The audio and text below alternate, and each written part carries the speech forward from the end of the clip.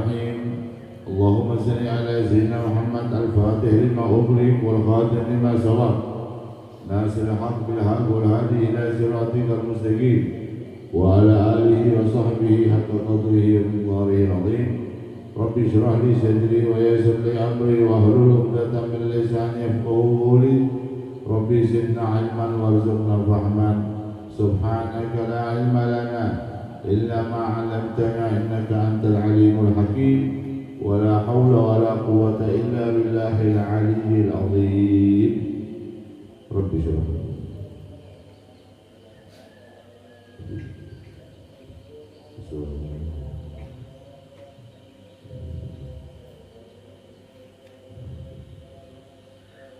بسم الله الرحمن الرحيم. قال المصنف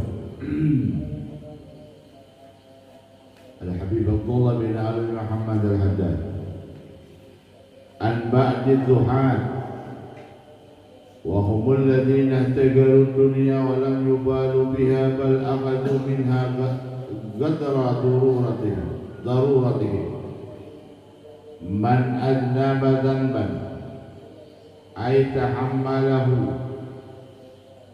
وهو يضحك أي والحال أنه يفرح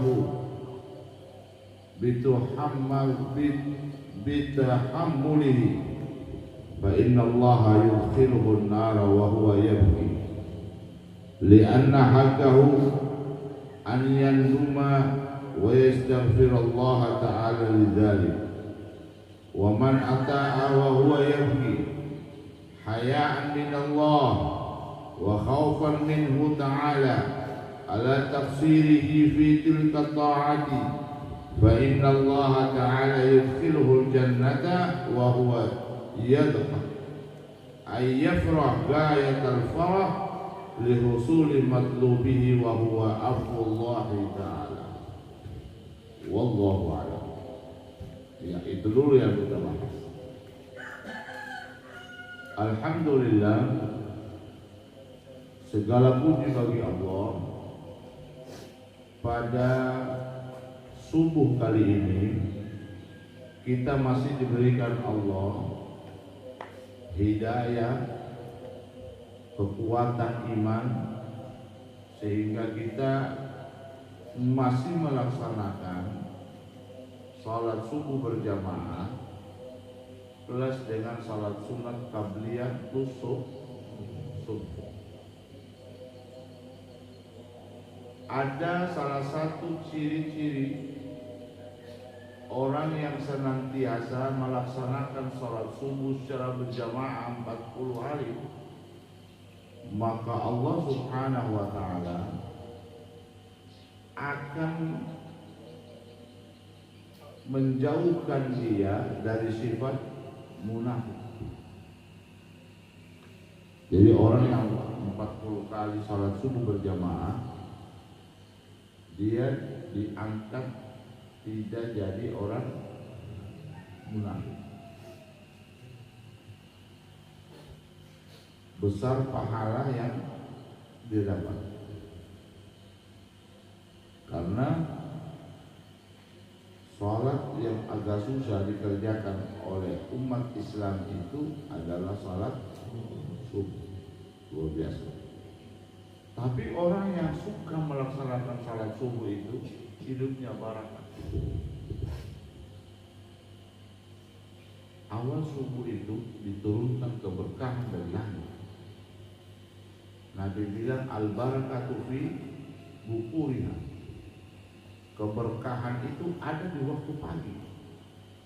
Maka kita yang bangun jam 2:30 setiap malam, berarti kita telah menjemput keberkahan yang diturunkan Allah dari langit.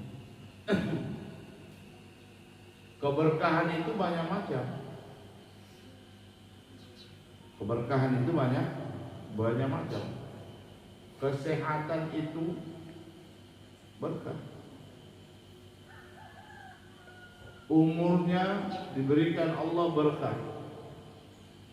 Dia sehat, keberkahan. Usahanya diberikan keberkahan. Bisa jadi dengan seringnya dia bangun malam, Allah Subhanahu wa taala memberikan pemahaman agama kepada dia dengan mudah, keberkahan, berkah ilmunya. Nah, gitu. Makanya kita biasakan untuk bangun malam, untuk bermunajat kepada Allah, berdialog sama Allah, minta sama Allah apa saja yang perlu kita minta. Insya Allah Allah akan kabulkan dalam waktu cepat. Dan yang paling baik diminta itu selamat dunia dan selamat akhirat. Yang berkaitan dengan kamu seorang penuntut ilmu, berikan ya Allah pemahaman agama dengan mudah. An ba'di zuhud, ba'd sebagian orang zuhud, ya, zuhud. Zuhud ini artinya orang yang menganggap hina dunia, itu zuhud, dan tidak peduli akan dunia, tetapi mereka mengambil dunia hanya sekedar untuk memenuhi kebutuhan hidup. Itu pengertian zuhud.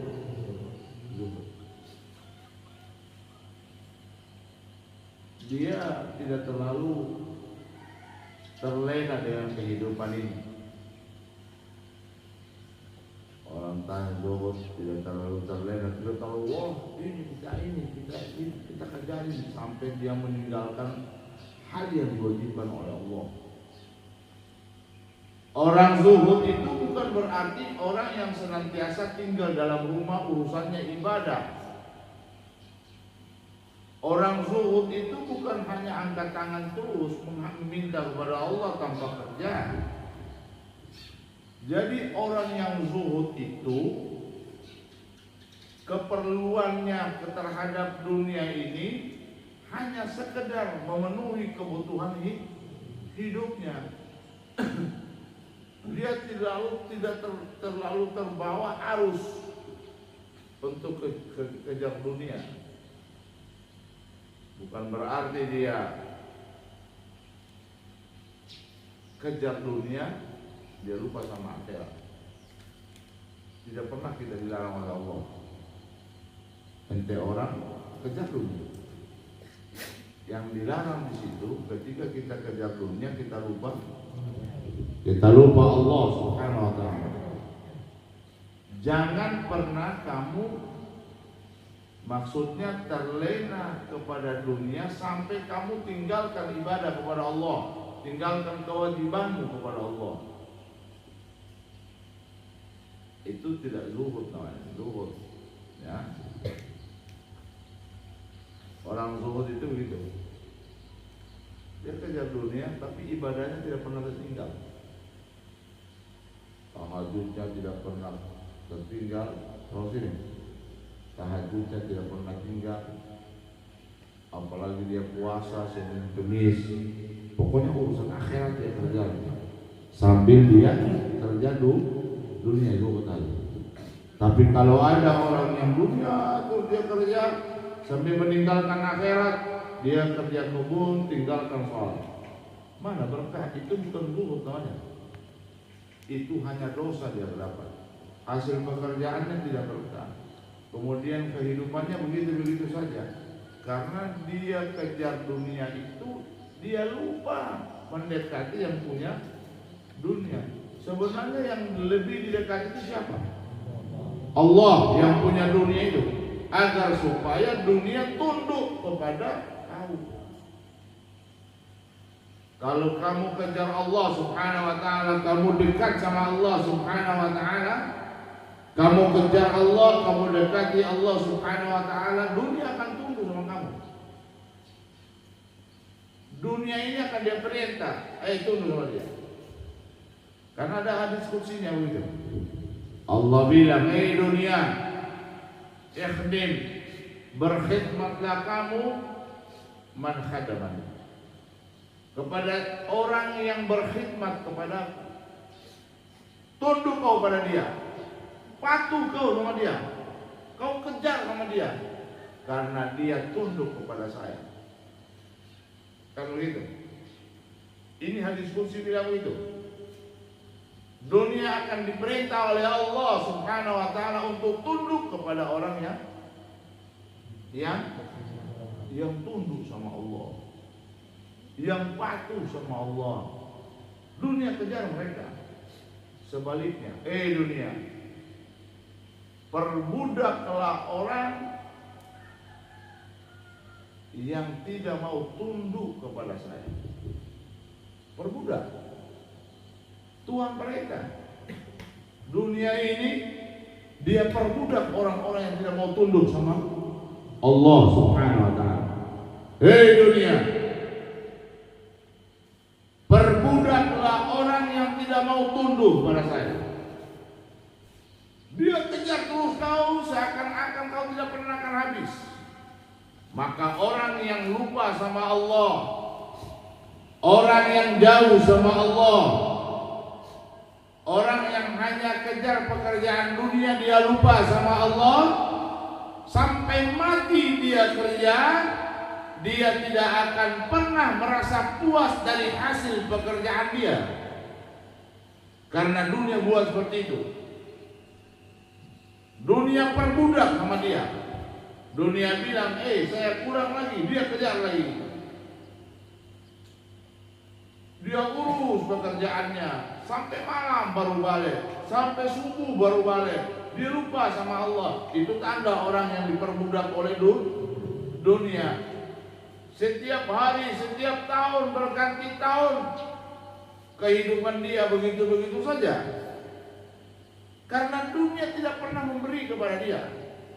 Yang diberikan oleh dunia itu dari hasil apa yang dia kerja. Tidak ada nilai keberkahan di dalamnya. Sehingga dia merasa kurang, kejar, kurang, kejar. Akhirnya dia diuruk dengan tanah, alias dia sudah meninggal dunia dia tanpa sadar. Tidak ada persiapan dia menuju Allah, karena dia diperbudak dunia terus. Contohnya apa? Itu contoh apa itu? Contoh orang diperbudak dunia.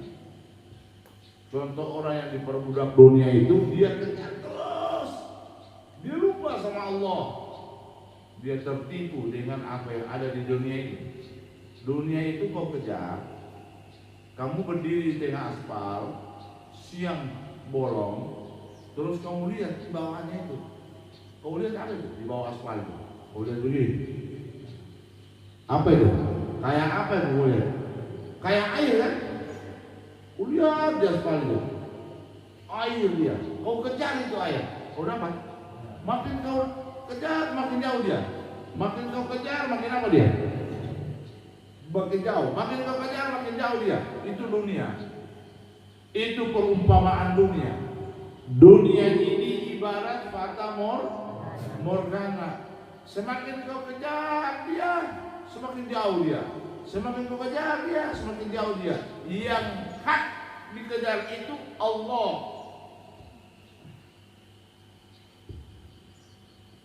Tiap hari, tiap malam kau susahkan dirimu untuk mendekatkan diri kepada Allah.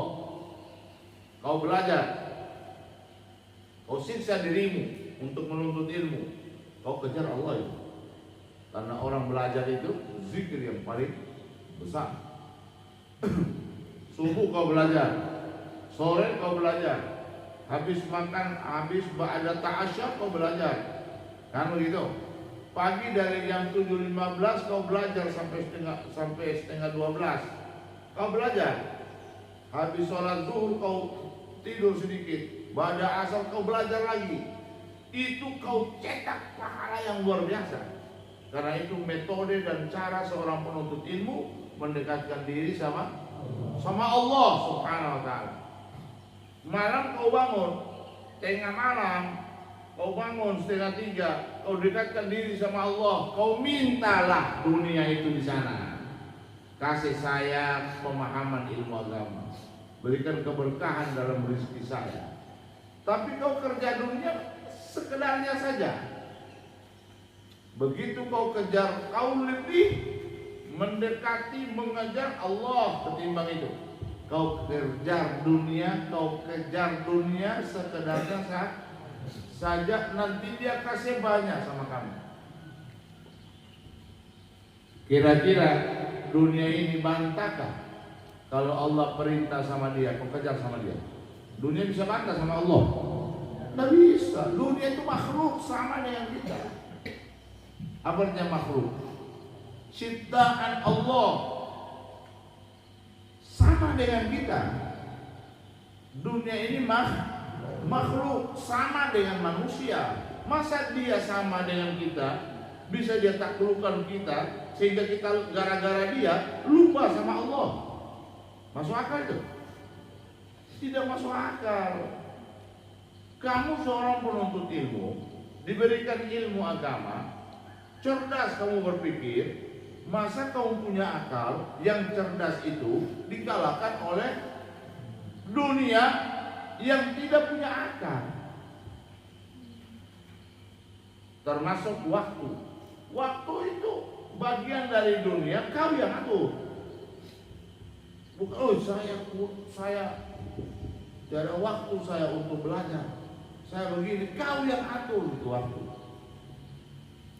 Ketika jadwalmu masa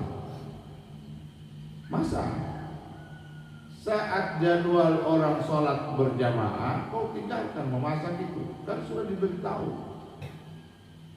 Dekat-dekat orang mau sholat, kau datang sholat berjamaah. Yang kau kejar Allah dalam berjamaah. Paham? Habis sholat berjamaah, kau sholat sunnah ba'diyah, kau pergi lagi. Paham itu? Bisa. Kenapa tidak bisa? Angkat sedikit dia punya warna merah paling atas. Gambar. Angkat yang putihnya sedikit. Yang putih ya. Jadi nol. Oh. Paham ya? Kasih. Nol. Turun sedikit. Ya. Kamu kerja apa saja, kamu mencetak, kamu cetak. Datang waktu belajar, datang waktu sholat, kau datang sholat. Setelah sholat, kau minta izin saya lanjutkan lagi cetak.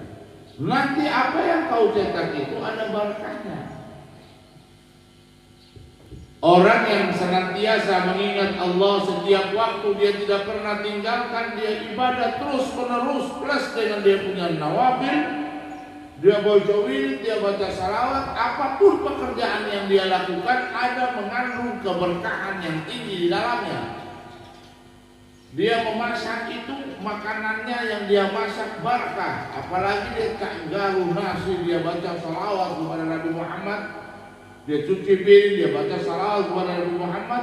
Dari hasil masakannya itu dimakan oleh orang, akan membuahkan keberkahan, memberikan efek kesehatan. Makanan yang dibacakan salawat itu akan menjadi obat bagi orang yang memakan dia.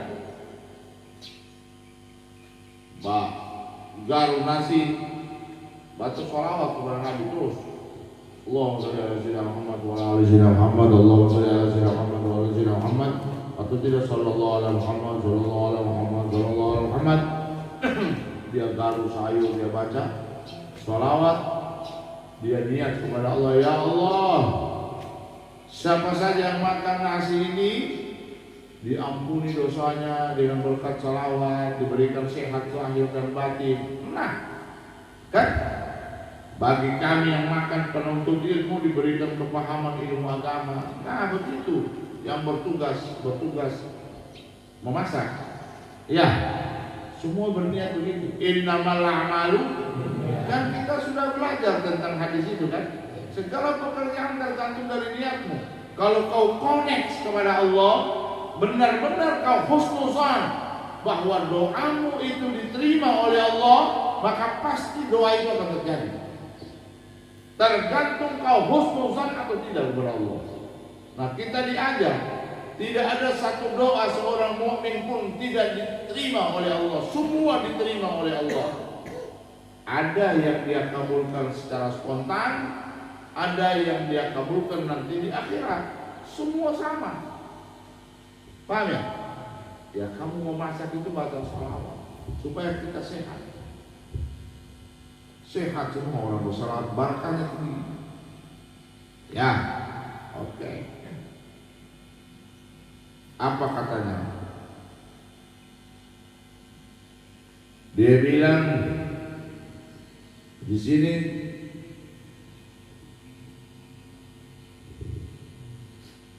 wa humul ladzina jagaru dunya wa lam yubalu biha bal akhadhu minha qadra daruratihim. Yaitu orang-orang yang zuhud itu adalah menganggap hina terhadap dunia dan tidak peduli akan dunia, tetapi mereka mengambil dunia hanya sekedar untuk kebutuhan hidup dia. Kemudian dia bilang, man ataba dzamban wa huwa yudhak wa huwa yadhak. Salah tadi. Man ataba dzamban wa huwa yadhak fa inna Allaha yursiluhu an-nar wa huwa yabki. Apa bilangnya ini? Siapa yang berbuat dosa sambil tertawa, maka Allah akan kelak nanti memasukkan dia ke dalam neraka dalam keadaan ya beki, baka, ya beki, awalnya baka ya beki, menangis. Ya, maksudnya siapa yang berbuat dosa merasa senang dia berbuat dosa, senang dia berbuat dosa. Dia cerita lagi dia punya dosa, senang dia berbuat dosa. Dia seakan-akan dia ada beban dia berbuat dosa. Ketawa, bergembira. Maka Allah akan memasukkannya ke dalam neraka dengan keadaan menangis. Menangis dia, sedih dia. Kenapa itu?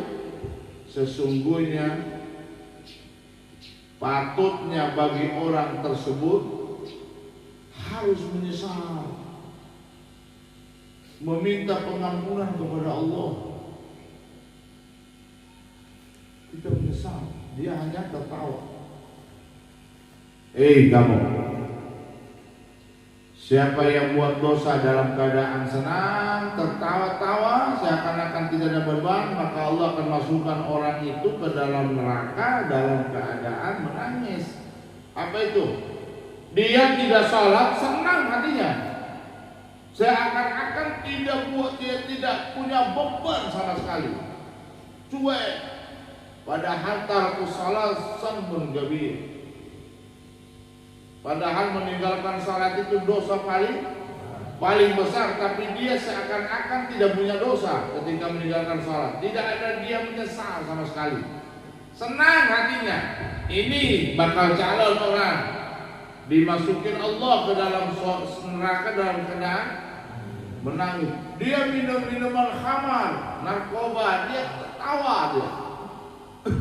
tertawa dia, senang dia, gembira dia. Ini seperti itu. Berbuat maksiat dalam keadaan senang, tidak punya penyesalan sama sekali, gembira hatinya, Allah bakal akan masukkan ke dalam neraka kalau dia tidak sempat bertobat sebelum matinya dalam keadaan menangis. Tapi kalau dia bertobat kepada Allah sebelum dia meninggal dunia, maka dia akan diampuni oleh Allah. Ya, jangan senang buat dosa. Orang kalau ketika dia buat salah, dia tidak salat, dia berdusta, dia apa saja, langsung astagfirullah, sedih dia, astagfirullah, menyesal dia. Ini orang mukmin. Adal mukmin, hakal mukmin. Ini orang mukmin dia. mukmin dia, mukmin. Kalau dia menyesal, orang-orang yang mukmin tinggi derajatnya itu meninggalkan salat berjamaah dia merasa salah. Nah, padahal tidak dosa. Kalau ada orang yang sudah melaksanakan berjamaah atau terlepas dosanya, hukum salat berjamaah itu perlu dinaik. Tapi orang yang tinggi derajatnya, mukmin yang tinggi derajatnya itu meninggalkan saja salat berjamaah dia merasa dosa. Bayangkan itu. Tidak berbuat hal yang luar biasa dalam satu hari dia dosa. Setiap hari manusia itu dianjurkan harus dapat ilmu minimal satu. Ilmu baru. Maksudnya ilmu baru, ilmu yang belum dia dapatkan. Setiap hari minimal satu ilmu yang harus kita bawa, yang harus kita dapat. Makanya diisi terus. Orang yang menuntut ilmu agama yang senantiasa suka sama ilmu, dia jauh dari kemaksiatan. Dan semakin ilmu ini dituntut, semakin bodoh orang. Tidak ada orang yang pintar yang menuntut ilmu. Semakin dia tuntut, semakin bodoh. Kenapa? Semakin dia menuntut ilmu, semakin dia menyatakan masih terlalu banyak apa yang saya tidak tahu. Iya. Semakin kau gali semakin dalam, semakin kau gali semakin dalam. Masih banyak dan saya tidak tahu. Jadi hakikatnya orang menuntut ilmu itu, semakin kau menuntut semakin bodoh. Semakin merasa bodoh. Semakin kau dalami semakin kau merasa bodoh. Kalau ada orang yang sudah merasa saya tahu, contoh, itu orang bodoh. Kalau ada orang bilang, yang gua apa? Saya sudah tahu semua itu orang bodoh. Kamu ketawa lihat orang itu. Kalau ada orang bicara, sudah kamu saja anak-anak yang menuntut ilmu, kita orang sudah tua, tahu sudah semuanya itu apa yang kau bilang. Berarti itu orang bodoh. Orang menuntut ilmu itu tidak mengenal usia. Ya. Dan semakin kau dalami ilmu, semakin kau merasa kurang dengan itu. Semakin kau dalami, semakin kau merasa kurang dan semakin haus. Kau minta sama Allah tiap malam, ya Allah, rakuskan diriku akan ilmu pengetahuan agama. Tiap malam kau doa begitu. Tiap malam, tiap habis sholat, ya, tiap habis sholat sunnah, tiap habis sholat wajib, kau minta sama Allah, ya Allah, rakuskan diriku akan menuntut ilmu agama. Kasih rakus saya, jangan kasih bosan saya menuntut, jangan bosankan diriku dalam menuntut agama, ilmu agama. Kasih rakus. Orang yang rakus terhadap ilmu agama bagus tidak? Bagus sekali. Kalau orang yang rakus terhadap dunia itu yang tidak bagus. Jangan buat dosa dalam keadaan senang. Jangan senang kalau kita buat salah. Menyesal dalam hati. An-nanda mobil galap. Penyesalan dalam hati adalah merupakan salah satu syarat untuk bertobat kepada Allah. Di luar daripada ucapan astagfirullah, menyesal saja itu sudah termasuk bertobatnya seorang hamba kepada Allah Subhanahu wa ta'ala.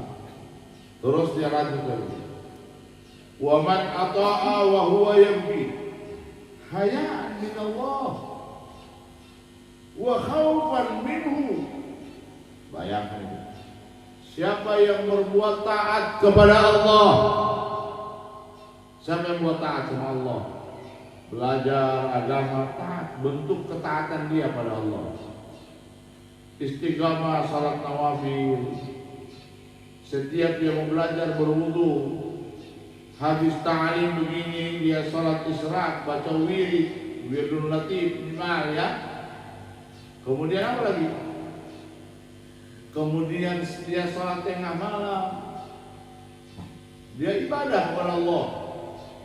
dalam keadaan bermunajat di tengah malam dia menangis menyesal akan perbuatan dia selama ini, bahwa sesungguhnya perbuatan dia selama ini banyak yang keliru. Dia banyak menzalimi dirinya, banyak menzalimi orang lain. Dia keliru, dia ambil haknya orang. Dia ingat semua, saya ambil songkohnya, saya ambil bajunya, saya ambil dia punya apa barang-barang, saya curi, saya sorong-sorong tempatnya, saya zalim sama dia. Dia menangis pun aja sama Allah. Nah itu maksudnya itu. Man ata Allah wa huwa yabki haya'an min Allah. Dia menangis karena dia banyak berbuat salah, dia malu sama Allah. Wa khaufan minhu, dan dia takut kepada Allah. Nah itu kan, takut dia. Takut apa itu? Takut ceroboh dalam melaksanakan perintah Allah. Ceroboh, takut dia. Apa kata Allah? Apa katanya sini? Katanya siapa ini? Orang-orang zuhud ini. Fa inna Allah Ta'ala yudkhiluhu al-jannah wa huwa yadhhak. Maka Allah akan memasukkannya ke dalam surga dengan perasaan gembira dia, dengan penuh kegembiraan, karena apa yang dia cari telah tercapai. Apa itu? Ampunan dari Allah. Ampunan dari wa man ata'a fa huwa yabki haya'an min Allah wa khawfan minhu ta'ala an tafsirihi bi tilka Allah. Fa inna Allah ta'ala yudkhiluhu al-jannata wa huwa yadhhak yafrah. Dia gembira, fariha yafrah, ya. Yafrah gayat al-farah. Dia bergembira, bersukaria, bersukacita, ya, karena apa yang ia cari ia dapat. Gayat al-farah li husuli matlubah. Kenapa dia bergembira?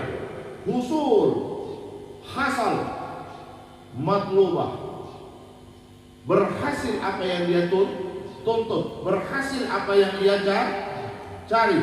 Wahwa apa yang dia cari itu? Afwullah, ampunan Allah Subhanahu wa ta'ala. Ampunan Allah Subhanahu wa ta'ala, itu yang dia cari.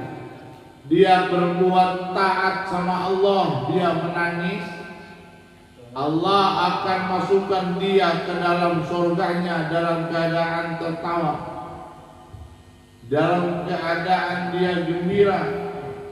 Dia menangis setiap hari karena takut sama Allah.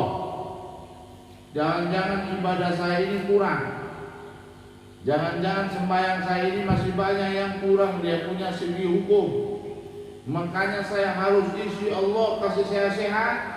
Saya mau belajar, benar-benar belajar, menuntut ilmu itu. Karena setiap ibadah yang kita lakukan punya ilmu tidak? Punya ilmu. Dia takut ceroboh nanti dia beribadah sama Allah Subhanahu wa ta'ala. Oke?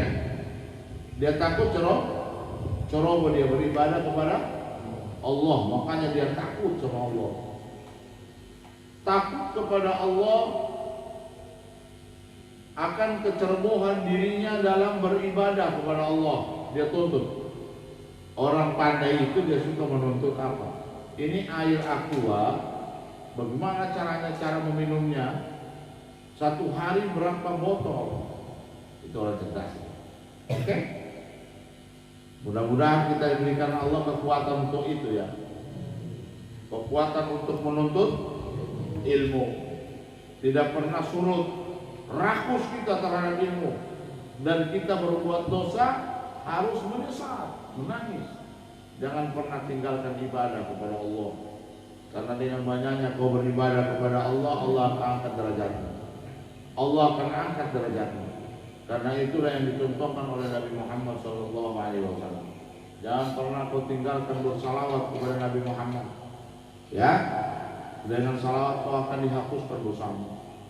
Ya, banyak ibadah, banyak ingat Nabi Muhammad, banyak belajar. Karena orang yang menuntut ilmu itu dan dia jadi orang yang alim, yarfa'illahu alladhina amanu minkum walladhina utul ilma darajat. Mudah-mudahan Allah Subhanahu wa taala senantiasa berikan kita kesehatan, afiat, hidayah, ilmu, pengetahuan agama, panjang umur dan keberkahan dalam rezeki, diluaskan rezeki kita oleh Allah, diberikan kita kekayaan yang berlimpah yang dipenuhi dengan keberkahan, ditanamkan ke dalam hati kita sifat kedermawanan dengan berkat daripada majelis ini. Dengan berkat daripada majelis ini. Subhanallahu wa bihamdik, asyhadu an la ilaha illa anta, astaghfiruka wa atubu ilaik. Wallahu a'lam bishawab. Rabbana anfa'na bima 'allamtana, rabbi 'allimna alladhi yanfa'una, rabbi faqihna wa faqihna wa qarabatil lana fi dinina wa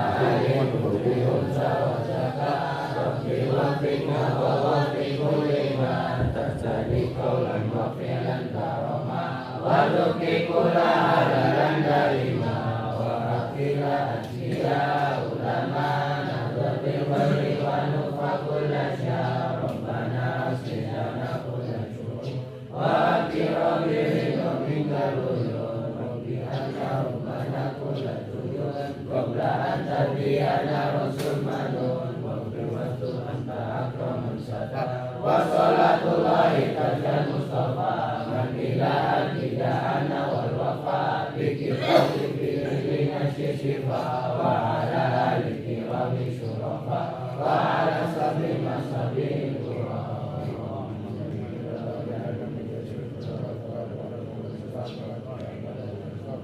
Hasbunallahu wa ni'mal wakeel.